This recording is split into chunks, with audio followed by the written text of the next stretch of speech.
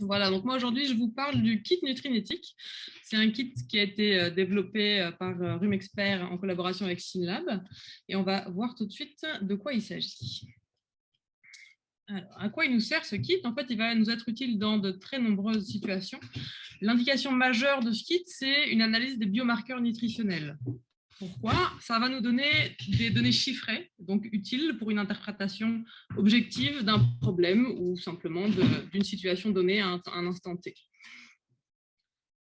On peut se retrouver face à de nombreuses situations qui pourraient nous poser problème, donc des problèmes un peu inhabituels, par exemple dans le démarrage des veaux, je sais pas, des septicémies, des diarrhées qu'on n'a pas les autres années ou qu'on n'arrive pas bien à expliquer, qu'on n'arrive pas bien à soigner, par exemple. On peut avoir une mauvaise réponse au traitement qu'on met en place ou une mauvaise réponse à la vaccination, si tant est que la vaccination suive bien le protocole de base.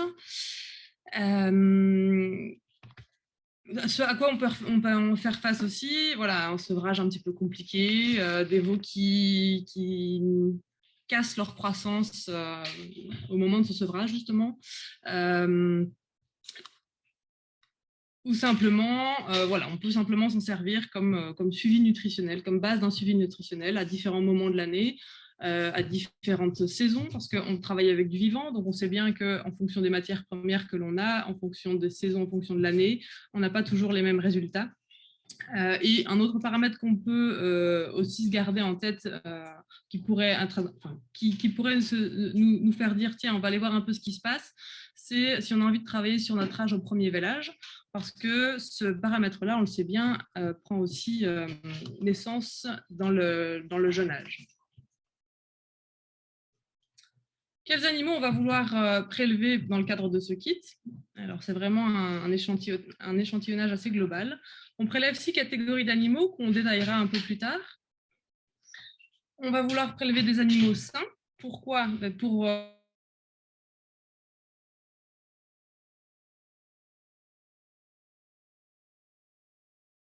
dû à des pathologies. On vient de perdre, excuse-moi de t'interrompre, on n'a juste pas entendu le début parce que ça a coupé. Si tu voulais, voilà, donc, merci. Je vais reprendre la dia de manière générale. Donc, quels sont les animaux qu'on va prélever? On va prélever 6 catégories d'animaux qui sont repris en bas ici et que je détaillerai un peu après. On va prélever des animaux qui sont sains parce que des animaux malades auront des valeurs, nutritionnels, enfin des paramètres qui seront extrêmes et qui ne sont pas interprétables en tant que tels. Or, l'idée de ce kit, c'est vraiment de se faire une image du troupeau. Et on va prélever des animaux homogènes dans leur catégorie. Je pense notamment, par exemple, ici aux vaches qui sont en fin de gestation. On va prendre des vaches qui sont dans les 3 semaines prépartum.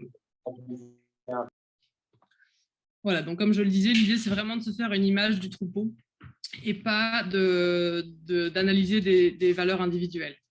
Ici, je vous fais une petite note simplement pour reprendre le matériel qui est fourni avec le kit. Donc, des tubes secs, des aiguilles avec uténaire. Pourquoi ce matériel-là? C'est parce qu'on veut limiter au maximum l'hémolyse, qui peut aussi influencer sur les résultats des paramètres. Ce kit, le but principal, c'est de comprendre une situation. Or, on le sait bien, dans une ferme, les problèmes sont vraiment complexes et multifactoriels. Alors, qu'est-ce qu'on fait avec ce kit? On découpe la ferme en petites boîtes et on va analyser ce qu'il y a sous le capot. On va ouvrir chaque boîte et on va regarder ce qu'il y a dedans. Alors, dans nos petites boîtes, on a les mères en fin de gestation, hein, donc comme je vous disais, dans les 3 semaines avant vélage.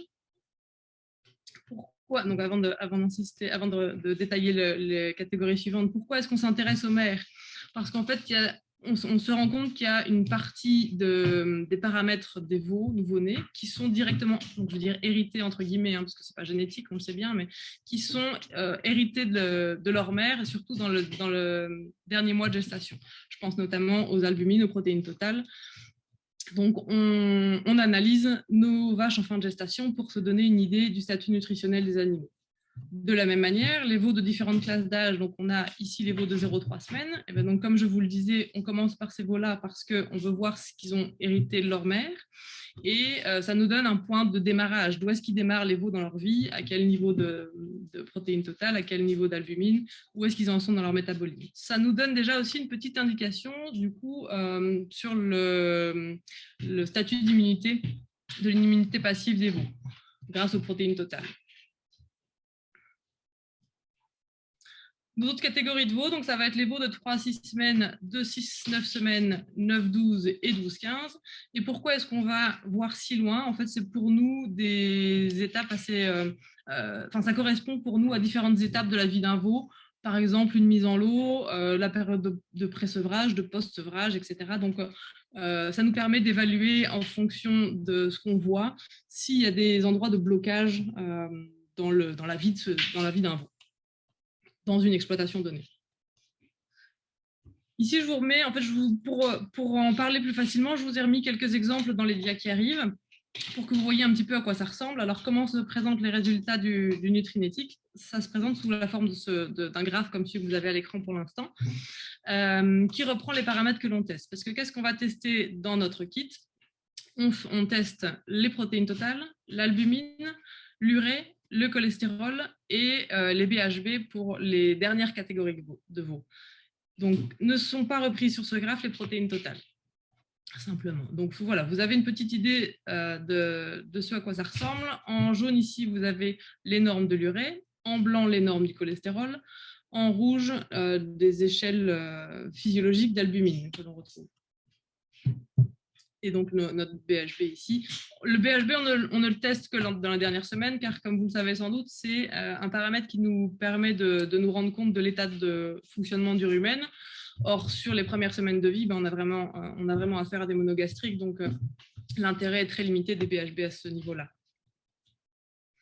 Qu'est-ce qu'on avait dans ce petit cas particulier ? Et alors ici, on est face à un troupeau laitier qui sèvre vers 10 semaines. Et il y a une diminution du lait autour des 7 semaines. Alors, dans le groupe qui est pour moi intéressant à regarder ici, c'est le groupe des 6-9 semaines. Pourquoi ? Parce qu'on a une grosse diminution de l'urée à ce moment-là, et l'urée ne s'analyse pas toute seule, elle s'analyse avec l'albumine. Albumine qui, justement ici, est en train de subir une petite baisse, en tout cas une grosse stagnation. Donc, notre urée, qu'est-ce qu'elle symbolise pour nous? D'une part, l'ingestion pour des animaux monogastriques comme nos petits veaux, et d'autre part, le catabolisme protéique. Donc, on pourrait se retrouver, par exemple, face à un gros pic d'urée dans le cadre d'une pathologie, par exemple. Ici, on est plutôt face à une diminution, une jolie diminution.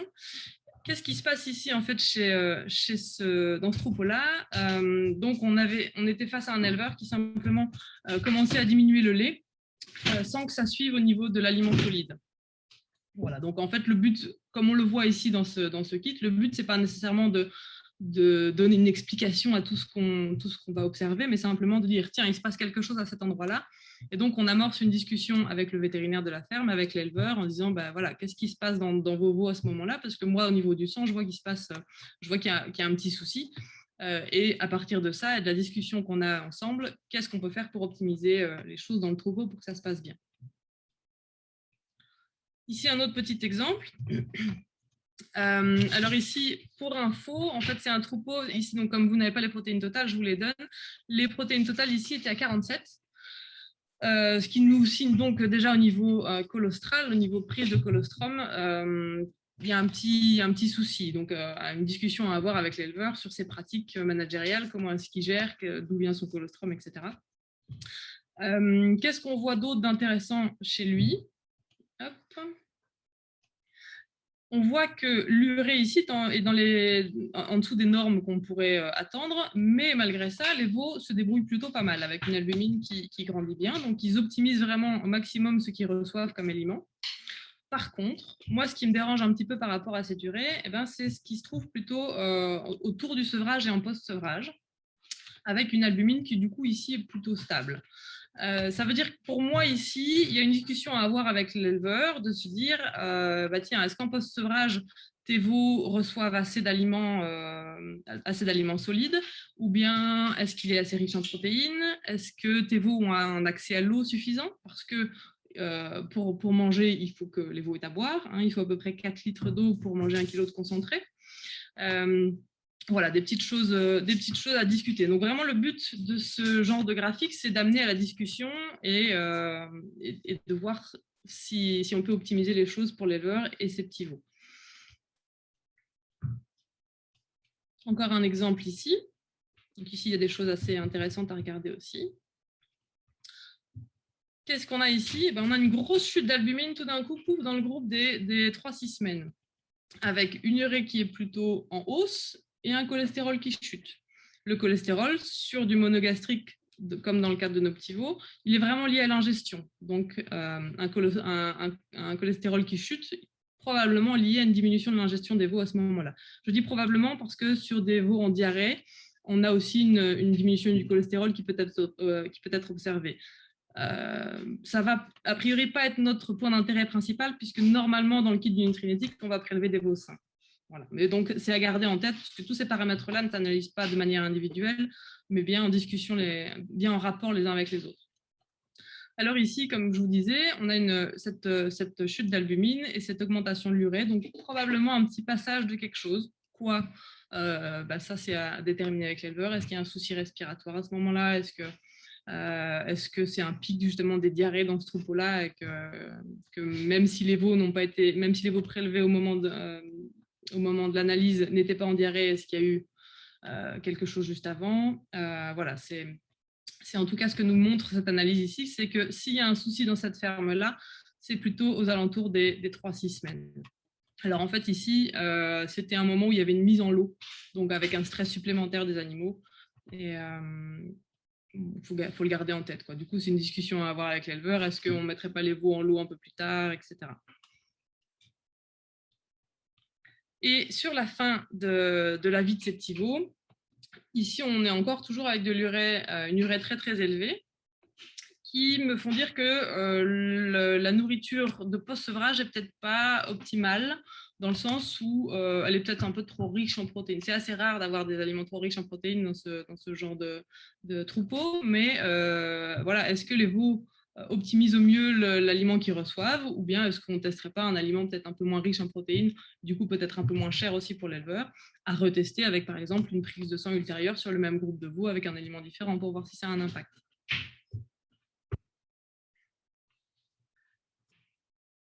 Et encore un petit exemple. Alors ici, on commence déjà par voir que c'est des veaux qui, en post-sevrage, s'en sortent très très bien avec des BHB qui sont très élevés. Donc ça veut dire que le rumen s'est vraiment bien lancé après le sevrage. Par contre, dans les semaines de nouveau, hein, c'est toujours des semaines assez critiques, allez, 3, 6, 6, 9, on a cette albumine qui stagne complètement avec une grosse chute d'urée. Donc là, vraiment, et le cholestérol qui suit. Donc c'est vraiment là, ici, typique d'une baisse d'ingestion à un moment donné. Et qu'est-ce qu'on observe à ce moment-là? Et bien, simplement que, de nouveau, l'aliment sec ne suivait pas. Les veaux commençaient à être un petit peu diminués en lait. On est dans un cadre d'un troupeau laitier, à nouveau. Et l'aliment sec ne suivait pas. Par contre, on voit que nos BHB montent assez vite. Hein, donc, en fait, c'est des veaux qui sont demandeurs d'un aliment. Ils ont le rumen qui est déjà bien prêt, mais ça ne suit pas au niveau du management. Voilà pour ces petits exemples, en espérant que ça illustre un petit peu le propos et l'intérêt de ce kit. Alors concrètement, à qui est destiné ce kit? Il est destiné aux vétérinaires. Hein. Ce n'est pas les éleveurs qui vont faire le kit eux-mêmes, c'est les vétérinaires qui doivent en faire la demande. Comment? Via MySynLab, ils peuvent faire la demande de ce kit qui sera livré chez eux. Ils réalisent eux-mêmes les prélèvements et alors on demande vraiment de remplir la fiche anamnèse le plus précisément possible, justement pour pouvoir faire ce jeu de ping-pong entre les résultats d'analyse et les questions managériales qu'on pourrait avoir, pour justement rediscuter en fonction de l'interprétation, faire une interprétation déjà la plus juste possible et soulever des questions aussi intéressantes pour l'éleveur et le vétérinaire. Une fois que tout ça est rempli et que tout ça est prélevé, on envoie au labo gratuitement via le coursier, hein, de la même manière qu'on envoie des prélèvements chez Synlab habituellement.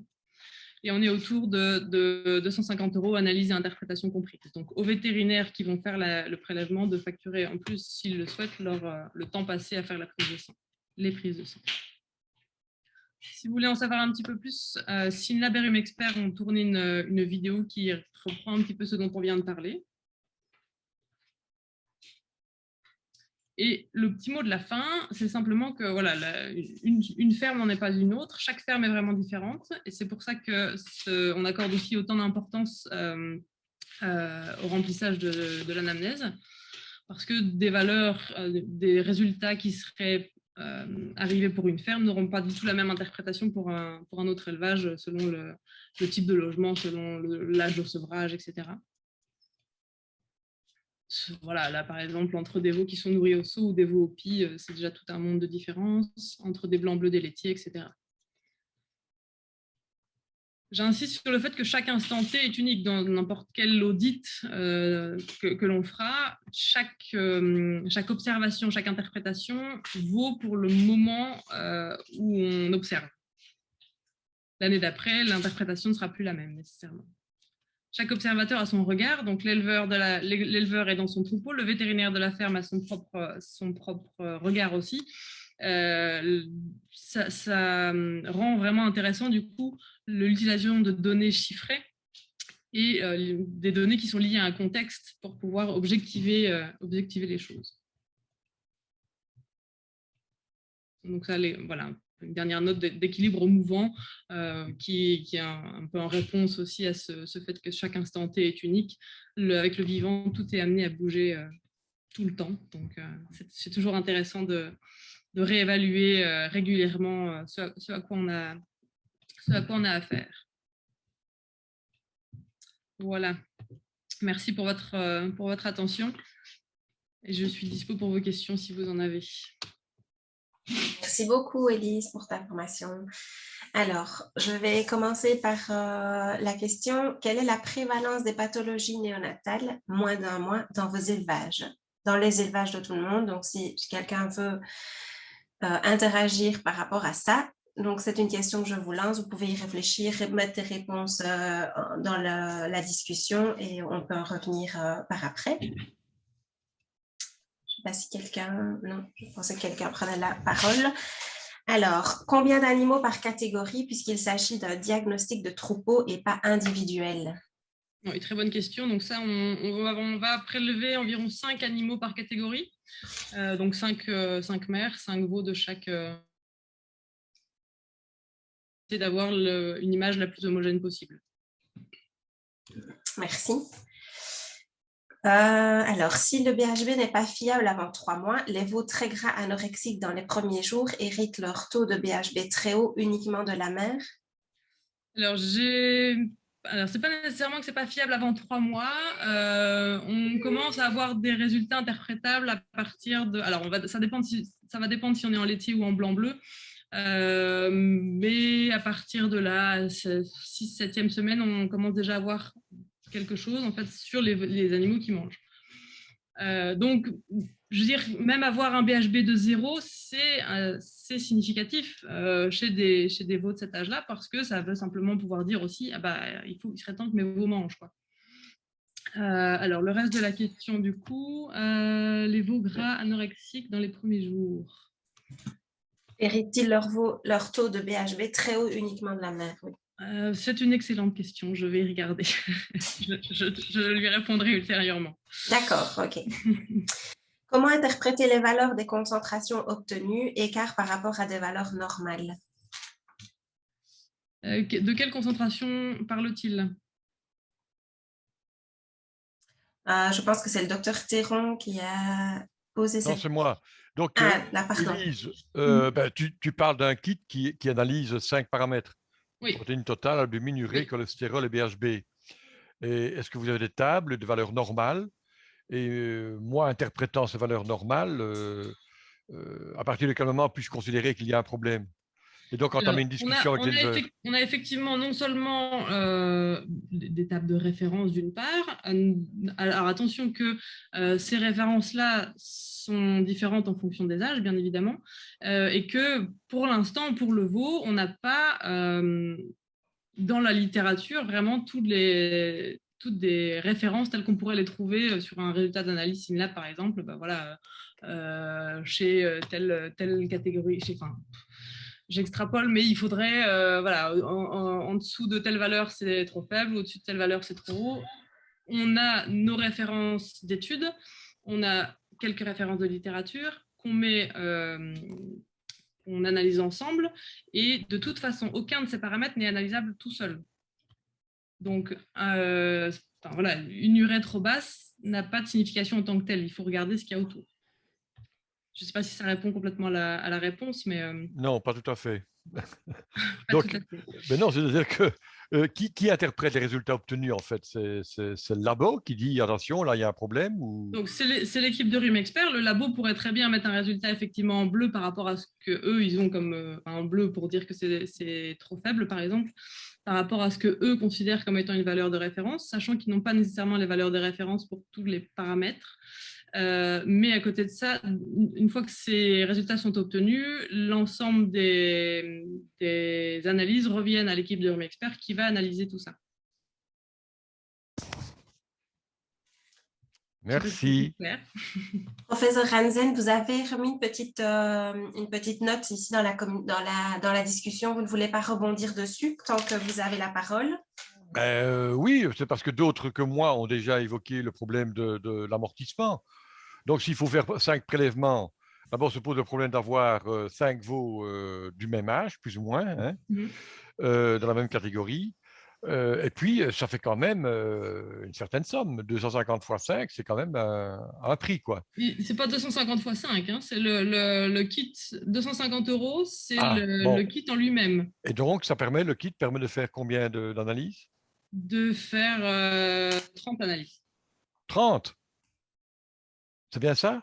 C'est ça. Oui. Ah, 30 analyses. Ah, donc, j'avais mal compris, ou bien c'était mal présenté. C'était peut-être mal formulé, effectivement, mais donc le kit, c'est toutes les catégories. Donc, c'est les mères et les catégories de veaux. Oui, oui. Donc, je peux faire 30, analyser 5 paramètres 30 fois. Alors, ce ne sera pas analysé 30 fois parce qu'on fait un pool, c'est-à-dire que ce n'est pas une analyse de chaque animal individuellement. Donc, on a un pool des mères, un pool des 0-3 semaines, un pool des 3-6, des 6-9, des 9-12 et des 12-15. Donc, je fais un prélèvement sur 5 veaux. On a 6 analyses, en fait. J'ai rien compris. Donc, je vous ai mis une petite flèche à un moment donné. Hein, donc, je vais voir si j'arrive à vous la remettre ici. Tac. Voilà. Ici, c'est 6 catégories d'animaux qu'on va prélever.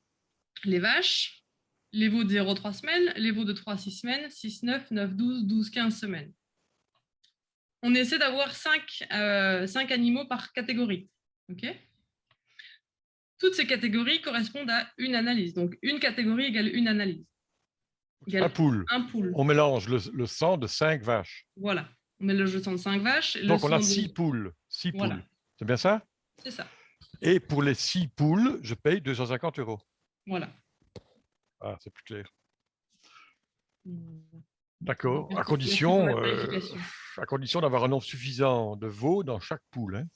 À condition d'avoir un nombre suffisant de veaux dans chaque poule. Après, voilà, il n'est pas impossible de faire l'analyse avec un petit peu moins. Je veux dire, on travaille avec du vivant et avec la ferme avec laquelle on est en face de nous, donc on ne peut pas inventer des veaux là où il n'y en a pas, ça c'est sûr. Donc on fait avec ce qu'on a. Et s'il manque une catégorie, on extrapole. On réfléchit avec le vétérinaire, on réfléchit avec l'éleveur, à quel moment est-ce que l'éleveur voit des choses, est-ce qu'il y a des moments vraiment précis où ça coince. Et en fonction de ça, je veux dire, c'est une courbe en fait. Hein, donc, on peut assez bien comprendre, on peut assez bien deviner ce qui se passe entre les points. Merci. J'ai Monsieur Denis le docteur Denis qui réagit par rapport à ça et qui dit si on en prend 3 sur 3, on est représentatif. Donc, voilà. Alors, je vais passer à la prochaine question. Donc, il y avait, c'est vous qui faites l'interprétation. Donc, oui, ça, tu y as répondu, c'est RIMExpert. Pour les étrangers, comment procéder? Donc, pour les Français, j'imagine que la question se pose. Ici, il faut qu'on voit un petit peu où ça en est. L'idée, c'était de faire aussi passer par SynLab France. Donc ça, il va falloir qu'on pose la question précisément pour voir où ça en est. Donc, s'il y a des vétérinaires français qui sont demandeurs, le plus simple, c'est encore de nous envoyer un mail pour qu'on interagisse directement. OK, merci. As-tu une donnée chiffrée moyenne de l'impact financier d'un mauvais management alimentaire pour vendre le kit à l'éleveur vu son coût? Il faut simplement se dire que en fonction, il suffit de reprendre une fiche pot, hein, simplement, de voir que si on a des veaux, si on a un âge au premier vélage qui est de 40 mois, hein, ça arrive en blanc-bleu. Le calcul est assez simple à faire de voir quel temps on a perdu et combien d'animaux on nourrit pour rien. On nourrit, ça représente à peu près, que je ne dise plus de bêtises, ça représente 50 centimes par jour, je pense, de nourrir une génisse. Corrige-moi, Léo. J'ai en tête 3,50 €. 3,50 €, oui, il manque les 3 €. 3,50 € pardon, par jour de nourrir une génisse. Donc, si on a des génisses qui sont 10 mois en retard sur leur âge au premier vélage, c'est assez facile de se rendre compte du temps perdu. Okay. Et du montant que ça représente, simplement. Je ne sais pas si le docteur Pierre si c'est clair pour vous. Oui. Alors, je vais passer à la prochaine question, mais si vous voulez revenir là-dessus tout à l'heure, il n'y a pas de problème. Que dites-vous de l'alimentation en libre service durant les 6-8 premières semaines? Donc, en libre service, j'imagine au DAL, où on peut monter jusqu'à... Alors, j'ai lait ad lib. Oui, bah donc ad libitum, on est souvent sur du DAL. Moi, je trouve que c'est un bon système aussi. De nouveau, chaque éleveur va trouver le système qui lui convient. Tant qu'on respecte l'hygiène qui est associée à cette distribution, les veaux se régulent assez bien tout seuls. De toute façon, dans les premières semaines de vie, c'est par le lait qu'ils vont faire leur croissance, les veaux. C'est de cet aliment-là qu'ils profitent le mieux et qu'ils ont la meilleure efficience alimentaire. Donc voilà, je trouve que c'est une alimentation intéressante. À la limite, j'aime autant ce genre d'alimentation que des éleveurs qui restent sur du 2 litres 2 fois par jour pendant toute la durée de vie d'un veau blanc-bleu, par exemple, et qui du coup carencent réellement ces veaux. Le docteur Tevet, si vous voulez réagir. Oui, alors on a des magnifiques expériences en Suisse où on a vraiment amélioré la santé des veaux en ayant un bon placement des igloos et puis après en ayant une alimentation libre service qui nous permet de faire de la programmation métabolique. Et puis franchement, on avait juste en augmentant la quantité de lait, vraiment en augmentant. Donc, on va avec du lait froid, hein, et puis le lait nature. On peut aussi passer avec du lait poudre. Mais on a des excellents résultats. Donc, c'est vraiment incroyable. Et on a remarqué, on a sur un secteur où on a pas mal de Montbéliarde, qu'on avait des veaux qui avaient vraiment besoin de 14 jusqu'à 16 litres de lait à 15 jours. Quoi. Ça ne m'étonne pas. Ouais. Ça ne m'étonne pas. Alors, en blanc-bleu, on monte rarement aussi haut, mais oui, c'est tout à fait possible. Les laitiers font leurs 12 litres facile. Donc, voilà, non, moi, ça me pose aucun problème. Et effectivement, voilà, ça reste toujours à mettre en parallèle avec ce qu'on a en face de nous s'il y a une problématique à un moment donné. Si on est face à des exploitations où on a des entérotoxémies ou des choses comme ça, il y a toujours une réflexion à avoir derrière. Mais voilà, moi j'ai envie de dire que quand tout roule, il n'y a pas de raison de changer, quoi. Ça, on est avec des seaux avec des tétines uniquement. Donc on a du coup une meilleure fermeture de la gouttière et une bonne digestion liée à ça. Oui, c'est intéressant. Merci. Le docteur Tevet, j'en profite pour vous dire qu'on reviendra aussi vers vous pour le fonctionnement en Suisse par rapport à la Suisse pour le kit Nutrinétique. Élise, on regardera ça, on répondra par mail. Je reviens donc sur une question précédente. Ça va être beaucoup, à mon avis. Beaucoup de questions suivantes, ça va être par rapport à ça. Vos références d'études sont basées sur combien d'animaux et fermes? Donc, alors, sur 35 fermes et sur un peu plus de 1000 veaux. Donc, voilà, ça nous permettait d'avoir une bonne base d'études. Et donc, le docteur Théron, lui, il disait que par rapport à son expérience, d'un veau à l'autre, ses paramètres sont très variables. Donc, dans les dossiers, il prend souvent 3 veaux. Mais il fait rarement, le docteur Théron fait rarement des kits complets. Et pour lui, ben voilà, le tarif lui semble tout à fait raisonnable. Et, justement, je disais que les paramètres étaient très peu variables. On l'a déjà testé avec des vétos sur le terrain. Et en fait, dans un groupe d'âge aussi limité, 3 veaux ou 5 veaux, je trouve que ça ne fait pas une énorme différence, à part peut-être le cholestérol. Mais sur la glucose, c'est en général hyper conservé. Donc, c'est toujours mieux de faire un pool. Mais par contre, ouais, je ne descendrai pas en dessous de 3. Par contre, si vraiment il n'y a que 3 veaux, comme disait Denis, si tu as 3 veaux sur 3, bah, c'est représentatif du groupe, de toute façon. Tout à fait. Et par contre, je suis d'accord avec toi, il faut éliminer absolument les malades, au moins ceux qui cliniquement présentent des symptômes. Oui, parce que vraiment, les malades vont nous tirer vont avoir des valeurs de ces marqueurs nutritionnels extrêmes, trop basses, trop hautes, mais qui du coup ne seront pas représentatifs du troupeau.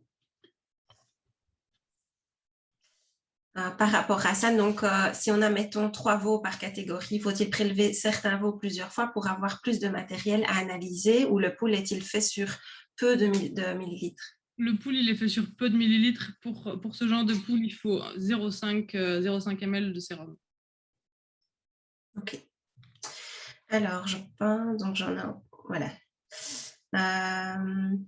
Après, c'est plutôt des interactions par rapport à des conversations qui ont déjà eu lieu. Donc, n'hésitez pas à revenir si vous voulez interagir. C'est peut-être plus facile de revenir directement sur une question.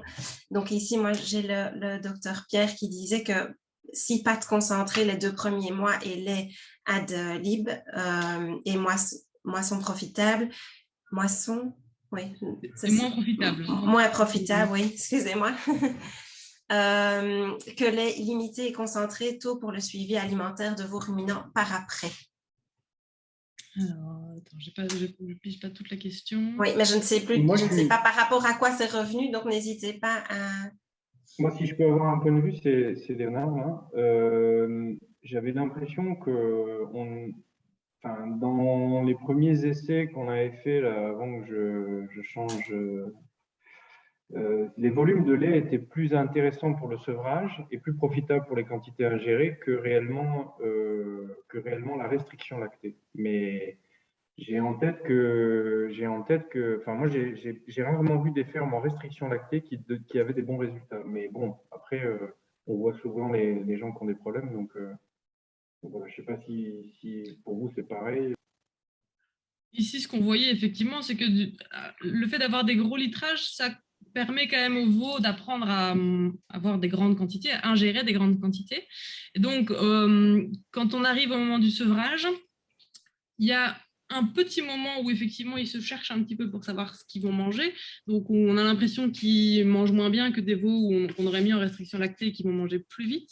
Et en fait finalement, très vite, ils reprennent les mêmes quantités de concentré que des veaux qui auraient commencé à manger avant, et finalement ils les dépassent. Donc ils vont quand même ingérer une plus grande quantité que les veaux qui auraient été en restriction lactée.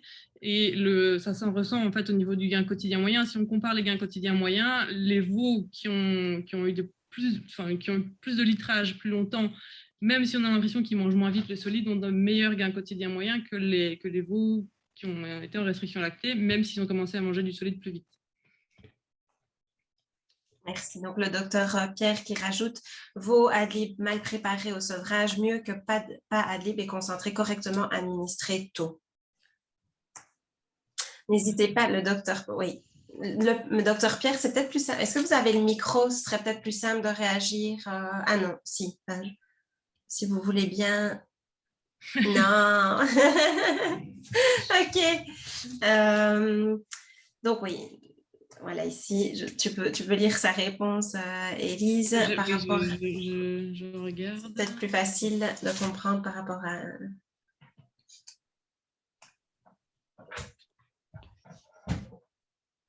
Alors, pas sûr qu'Émilie ait le même ressenti d'après ce qu'elle disait. Ça, il faudra lui poser la question. Malheureusement, je ne peux pas parler en son nom. Donc, par rapport à ta réponse ici, vaut Adlib, moi le préparer au sevrage mieux que pas Adlib. Je ne vois pas très bien ce que tu veux dire, mais... Alors, il faut effectivement, bon, je vois ta dernière réponse, elle préconise de démarrer le concentré bien avant la fin du premier mois. C'est vrai, mais pas forcément pour manger des quantités. Le but, c'est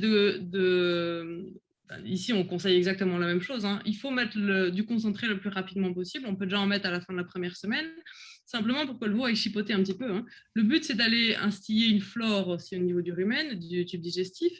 C'est que le veau prenne l'habitude un peu au niveau du goût.